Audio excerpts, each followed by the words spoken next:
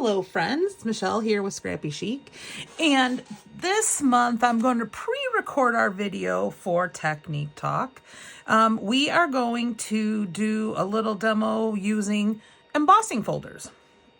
So I've pre-embossed some paper. This is a lot of the mixed media paper from Ranger, the black, the craft, and the heavy stock.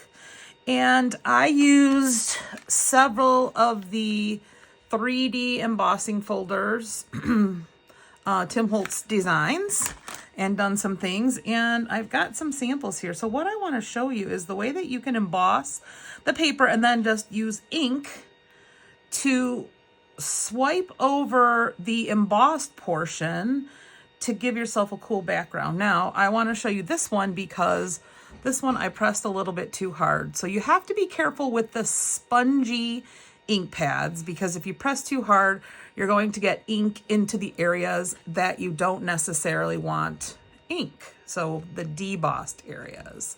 All right. This one is on the white paper and it is using just regular distress ink, Uncharted Mariner, of course. This one is on craft using a distress oxide. Shows up very nicely on the craft. This is, excuse me, on the black heavy stock with Lawn Fawn's Yeti ink.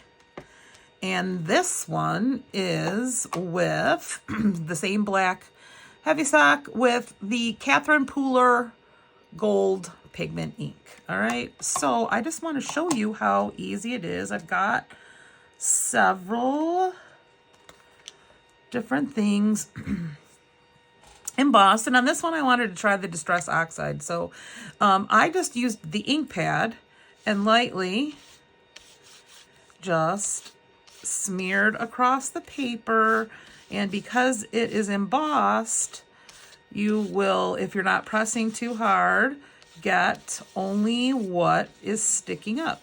And you can swirl it around in a circle to get some good coverage.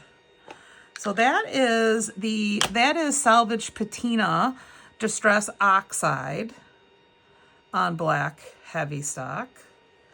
And then let's try, this is the white. Let's try the gold Catherine Pooler. So this is an example of the sponge ink pad that you have to be a little bit lighter handed with because it's a little bit more squishy. All right, so you're just going to lightly rub your ink pad around the embossed image. Sorry if I went off screen there.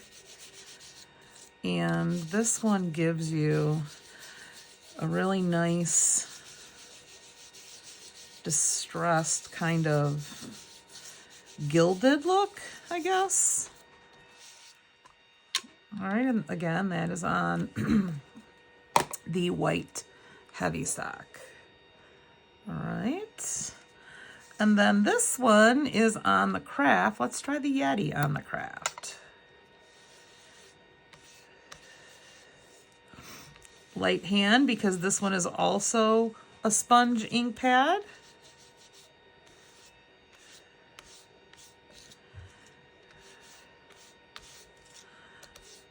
All right. Don't these make great backgrounds? And then we shall do one with the Uncharted Mariner here on the white, which I really like. This has got different layers of embossing, so there's like 3 levels on this one. Fun, right? I mean, you can see if you took, you know, and put a piece of chipboard on there and a sentiment, it would be a perfect background. All right, now I don't know how, well, let's try silver on black. I didn't do that one yet.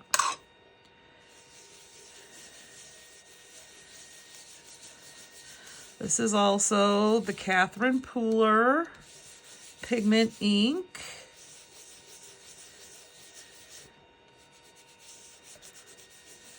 And this is that same embossing folder that's kind of a tri-level. So I really like how that turned out. Let's try just the regular Distress ink on the craft. So you can see all the different kinds, all the different things. Lovely. Now, as you're watching this pre-recorded technique talk and you have any questions, please feel free to leave your questions in the comments. I will be checking and I will be answering any questions. This is the oxide on the white. I really like that. Love that salvage patina. Let's see, what else didn't we? Did we do the salvage patina on craft? All right. Doesn't that look good?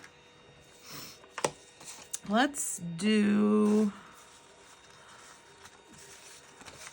I'm gonna put all these out here so you can see them. We'll try the white on the, no, I did the white on the craft, didn't I? Let's do the gold on the craft so you can see all the different things.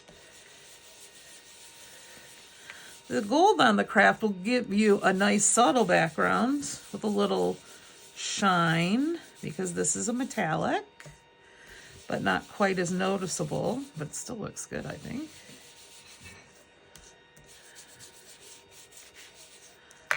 All right. Doesn't that look good? All right, and one more. Let's see what we haven't done. I didn't do the regular Distress, and this is a dark color. I don't think it'll show on the black. It'll probably just look black on the black. But that will give you a nice tone on tone. I really like that kind of nice subtle background. We'll see what happens when it dries.